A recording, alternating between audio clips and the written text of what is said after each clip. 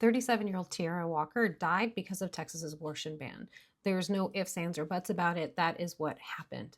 She was hospitalized multiple times and was cared for by over 90 physicians, 21 of whom were specialized in obstetrics and gynecology, and not a single one of them offered her an abortion. She specifically asked for one in her first trimester because of how sick she was, and was told that as soon as they got her problems under control, things should be fine. The problems they were talking about were actually eclampsia. She had high blood pressure and she was having seizures.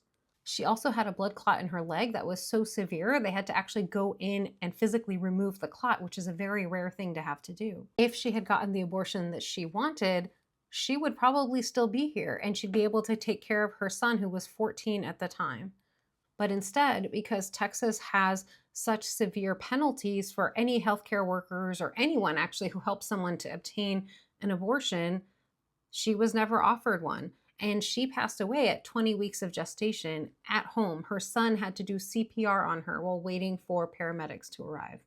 This is why I often give a reminder that the so-called exceptions in these bans for the health of the pregnant person aren't really exceptions. They are very, very hard to access because who knows what it means for the life of the pregnant person to be threatened.